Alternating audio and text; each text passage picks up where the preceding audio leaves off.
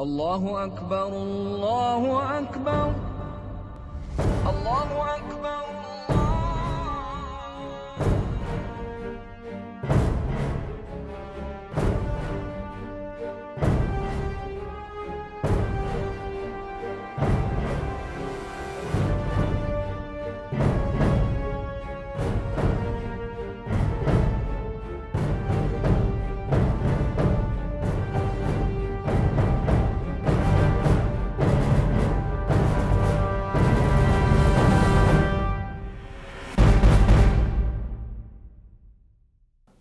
Hi and welcome to Worlds Apart, a program that is dedicated to speaking the truth in love. And today we have with us Dr. David Smith, who will be speaking to us about ideologies that are worlds apart. Welcome to the show, Doctor. Great, good to be with you. It's a real pleasure to have you come here and share some of your insights with us. Now, as we've been going through these episodes, we've been speaking about different topics. And what I would like to focus on today specifically is the mission of Islam. Can you tell me specifically, are Muslims focused on converting people or getting conversions? Do they have a passion for it? Well, for the most part, Muslims would love to see other people belong to their own religion, their own faith. So, yes, for the most part. On the other hand, of course, there are plenty of Muslims who don't care about that. You're born Muslim or you're born something else, they're happy to run with that. But most of them would love to see the world, in one sense, to see the world converted. Mm-hmm. That's the ultimate goal of the Muslim community, that they would love the whole world to be obedient to Allah and His will, as represented through Muhammad, his prophet. I always like to go back to a historical context and just to see the rise of Islam or the rise of any other particular religion. So specifically in terms of conversions, how did that happen historically in Islam? Well, historically, I presume you want to go back, say, to Muhammad himself. Yes. Well, if you go back to Muhammad, when he discovered, which for him also was quite an outstanding piece of evidence, that there is only one Allah, he went then into the marketplace where in fact many people from the various Bedouin tribes would come in to buy and sell, would all do worship in front of their own idols or their images. And so he was, I think, a very daring person, that he would stand up, so to speak, in the marketplace and say, there is only one Allah. Mm-hmm. Now that meant that he was automatically speaking against all the various idols that were being worshipped at that time. Mm-hmm. Well, people, of course, didn't like that. Some agreed with him and could see his argument. Some felt that they should accept him because he had behind him the head of part of the Cabal, which was in the center of the marketplace, the head of his own tribe. His own wife was a very wealthy trades lady, and so there was a sense that they felt they had to respect him or to accept his authority. So some agreed with him, many didn't. And eventually, for that reason, there was a real attempt, particularly when his uncle, who was the leader of the tribe, and later his wife died, they finally threw him out of Mecca. And so that's what happened in Mecca. The message was basically proclaimed that there is one God. Mm-hmm. Did that change somewhat? Now that message is continuing to be the message. Uh-huh. But then the question is, where else do you proclaim it? Yes. And as it happens, there were people in another big town further north who were happy to have him come and join them. And he became the governor or the judge, the lawgiver of that other town, known then as Yathrib, later on became called Medina. And he made the same announcement. Mm-hmm. It worked for some people in Mecca. He hoped it would work in Medina. There is only one Allah. And you need to be obedient to Allah as His will is represented through me, Muhammad. Well, people found the idea there's only one God an acceptable idea. As it happens, almost half the population were in fact Jews. They were diaspora Jews. Their great-great-grandparents had run away from Jerusalem when it was overrun by the Romans, And this particular group came and lived here in Medina. So they only believe there's one God. The other half of the population were basically a tribal group, ex-Bedouins, now living in Medina. But in the meantime, they'd met with one of the Egyptian monks from Alexandria, and that monk had shared with him about the Christian faith, and they'd become Christians. So they also believed there's only one God. So both groups, so to speak, accepted Muhammad's statement, there is only one God. However, when he went on to say, and therefore you need to give due to respect to me as the final prophet, representing to you Allah's final word as it's been recited to me through the angel Gabriel, they wanted to draw a line, say, no, no, no, you're not the final prophet. No reference to you in the Bible of, as they knew it then, as the Old Testament. And how did Muhammad react to that? Well, he didn't accept that at all. He saw himself as indeed the best prophet of all, the final prophet, and therefore the one who brought Allah's final message to the people. And therefore, if they were going to be in a right relationship with Allah, they needed to do so in the way he had taught them. And as they were unwilling to accept that, he finally gave them a warning. And he said, either you do worship Allah, as I've told you, or else I'm representing Allah on earth, I'm the vice regent for Allah, and therefore I'm responsible to kill you. Wow. To kill him, actually To kill him. So they had to submit. They had to submit, which of course they weren't willing to do. Some did. But I mean, obviously you don't want to die, so... Well, you're not really looking to die, but on the other hand, they were so committed either to their Jewish understanding of God in the Old Testament, or as Christians to what they'd been taught by the Egyptian monk, that they would rather die for God as they knew God to actually be than to follow Allah as represented through Muhammad. Now, if people die in that situation, we refer to that as martyrs. And that has been a theme among Christians and indeed Jews ever since then. They were willing to be martyred for their faith. Now, the story that I've referred to may seem a little unusual, but actually it's recorded in the biography written of Muhammad. So the material is all there, and one just simply has to read his biography and find that's what he did. So it's very sad that he felt he had to behave that way, but that's what he did. So we've just looked at it from a historical context. Has that message changed today? No, the message has never changed. It's still quite clear that there is only one Allah, and that one needs to know about Allah through the prophecy recorded in the Quran as recited by Muhammad, indeed bearing in mind that it was recited to him by the angel Gabriel. These are his words. And therefore the message is still the same. You must believe in the one Allah, and you must understand that Allah has revealed his final and complete will in the Quran, which is the recitation of what Muhammad received. So has the method then changed? Obviously the method has changed. Well, initially, of course, the method was the same. That is, that people following Muhammad's death, who were followers of Muhammad, his companions, but also followers, and they would take that message out. In those first 100 years, they took it right out across the whole of North Africa and the Middle East. And because Muhammad had killed those who objected, they felt that they could do the same. So that was at that early stage. If you come much later than that, in later centuries, we have other periods when Muslim leadership, such as the Mongols, decided they would make sure that people were Muslims. And so they saw conversions from Afghanistan through Iraq and Iran, as it is today, right up into Turkey.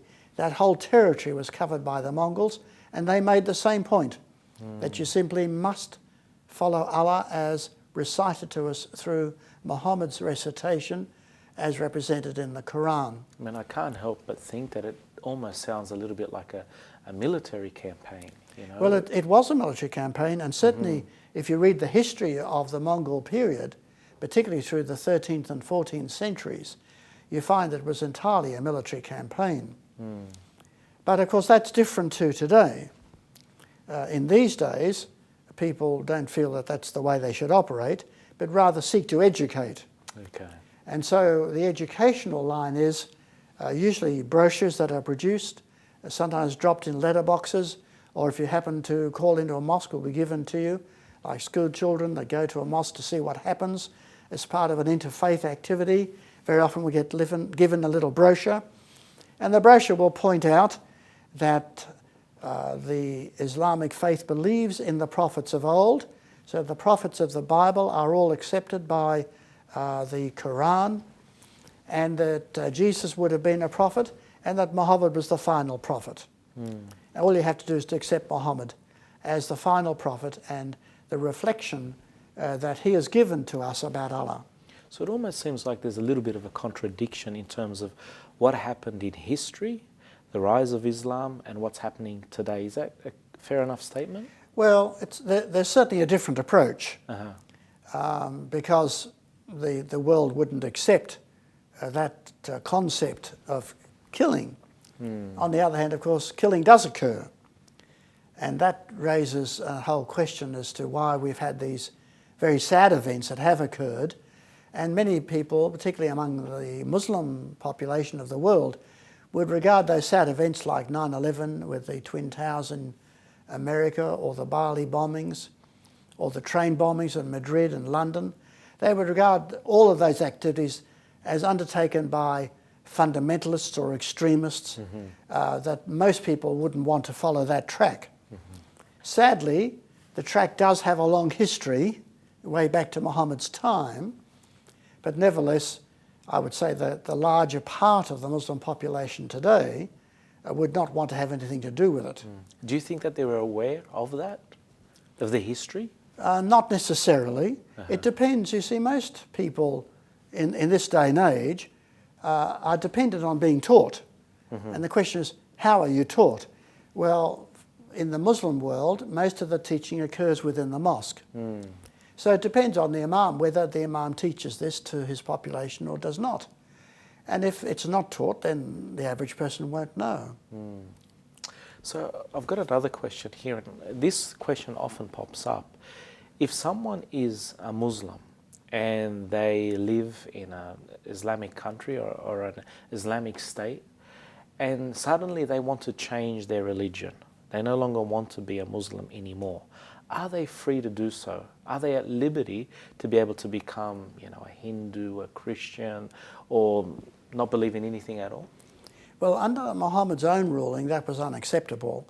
And his point was that, in fact, not only are you rejecting the knowledge of Allah, but you're also opposing the state, particularly if it's an Islamic state. But surely you could be excommunicated, or you could be, disfellowshipped or something like that. I mean, was that possible? Well, it's not possible within Islamic thinking, because that means that suddenly you're allowed to make the break. Okay. Whereas in fact the break is an act of treason, and acts of treason warrant death. It's very serious. So it becomes a very serious matter indeed. So to the Islamic mind, you cannot suddenly leave the Islamic faith. So you would, essentially, be judged by the highest offence, by capital punishment, if you were to do that. Well, that's the normal way. Of course, you're dependent there on the rules of the state. Okay. If it's an Islamic state, then the rules of the road, so to speak, is the Sharia law. And the Sharia law is quite clear that an apostate, that is a person who leaves the Islamic faith, ought to be killed for that reason, both for leaving the faith but also leaving the community and rejecting the state. However, if in a Western country or a country that's not ruled by Islam, that technically is not allowed. But then there's always a dispute as to whether it's happening in some other way. And in some Western countries, people are killed for leaving the Islamic faith. In other Western countries, that wouldn't be allowed. There have been attempts, even in some Islamic countries, to stop allowing what we call honour killing.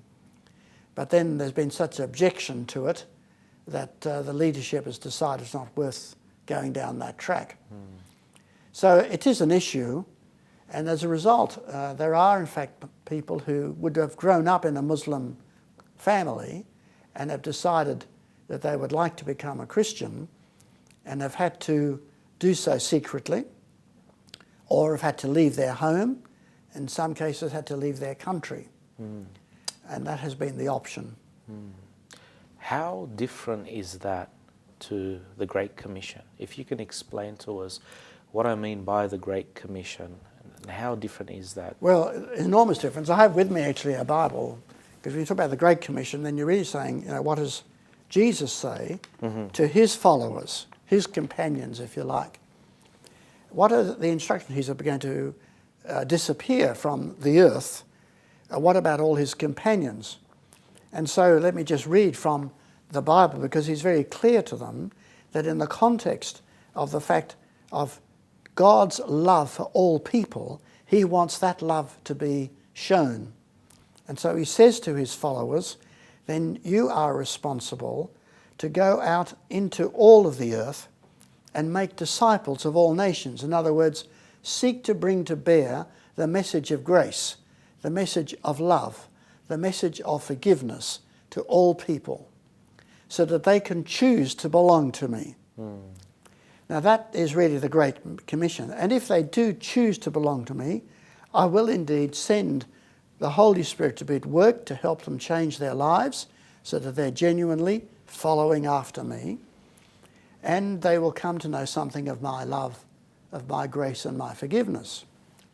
Now that Great Commission is very different to the commission that you will find in the Quran. That particular phraseology I've just used doesn't, of course, appear in the Quran. And so if you talk to a Muslim who's maybe a fundamentalist or maybe well instructed in the Quran, he will say to me, but David, don't you realize we do have a commission? That commission was given by Muhammad through the Quran, and that is that you are indeed to convert the world. Da'wah is the word that's used. That is to bring about the opportunity to allow every person to convert to Islam. And if they do not convert, then you are, as the vice-regent, responsible, in fact, to kill them. Now, the texts about that are numerous. There are 62 texts in the Quran that instruct people who are vice-regents, if you like, Muslims, to kill those who refuse to become a Muslim. Of course, that activity of killing is considered to not be applicable, let's say, in the Western world, but is applicable in other places. Whether it actually occurs, of course, is a matter of debate, and there'll be plenty of Muslims who'd say we would never follow those instructions in the Quran. We want to live peaceably with people, we want to be happy, we want to relate to people no matter what their religion. So there are Muslims of that order, but there also is perhaps a much smaller group of Muslims who will take the Quran literally and say, this is the instruction. Also, we often hear this phrase, the house of Islam. And so I'm trying to connect this all up, trying to show the differences between what the disciples of Jesus and what Jesus instructed the disciples to do, as opposed to the Prophet Muhammad and what he instructed the followers of Allah to do through that message. So what is this phrase? What does it mean, the house of Islam? Yes, that of course is an important phrase. It actually has two phrases that go with it. So you can talk about what would be called Dar al-Islam in Arabic, as against Dar al-Harb in Arabic. In other words, you either belong to the house of Islam or you belong to the house of war. You're at war with Islam. Now, the word house that is used just simply means that that's what you belong to, you're part of. It's not referring to a state, a nation. It's merely referring to the group. The people who are, in fact, Muslims are part of the house of Islam. And if you're not a Muslim, then by definition, by default, if you like, you're automatically at war with Islam. Now, that's a rather ferocious statement, and there are some Muslims who've never heard those phrases that I've used. I've often had debates with Muslims, particularly in the Middle East, about that.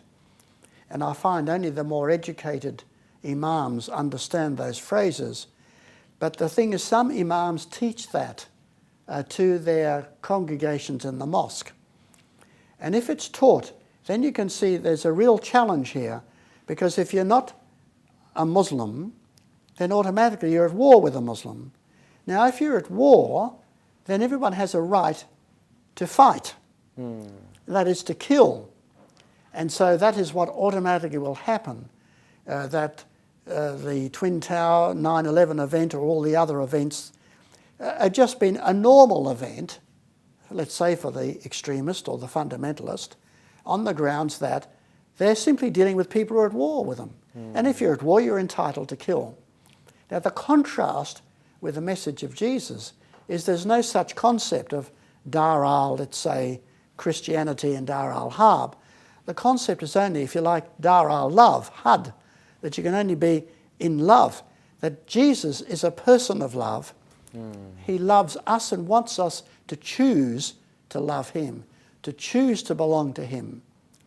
And if you choose not to belong to him, that's your choice. There's no consequences except that you're not going to be with him because you don't want to be with him. But if you want to be with him, then it's a matter of his love and care for us that he draws us to be with him. And we're with him not only as we walk this earth, but the moment of death, we pass through the doorway of belonging to him forever, eternally. If I could say to you, there perhaps might be some Muslims who might listen to this, and they're going to go away and they're going to check these things out. And they discover that these things do in fact exist, and they make sense, and they're real. How would you challenge them? How would you challenge them in a Christian context? Well, my basic point to them is to say there is a God who created you, and that God loves you and longs for you to belong to him. And it's an act of grace, of God's grace, because he will forgive you and he simply wants you to belong. And you just simply accept his saving grace and say, yes, I am yours. It's as simple as that. And I've often just prayed with a person. I said, if you really want to go down that track, I will pray a prayer where you're accepting God's love. And if you want to agree with me, then you pray the words after me, but you can choose not to do it. It's a matter of your choice. Over to you. I mean, I really see, it's not as though we don't, or Christians don't accept that there has to be a judgment or there has to be a higher authority. But I suppose through the teachings of the Bible, we understand that that right alone belongs to God. Yes. So it is only him who can judge. Indeed. It's not man, it's not us who can go around and force people to convert. And that sounds really clear to me. Yeah. So I just wanted to thank you. Thank you very much for talking to us. It really made good sense. And if I could just turn to our viewers and just thank them for listening, I pray that they found this episode to be informative. Once again, we say these things from love, in grace. We pray that no one is offended by the things that we say, but that they would go away and feel a sense of challenge and direction and check these things out for themselves. Also, please don't forget to stay in tune for the very next episode. May the Lord bless you. Thank you.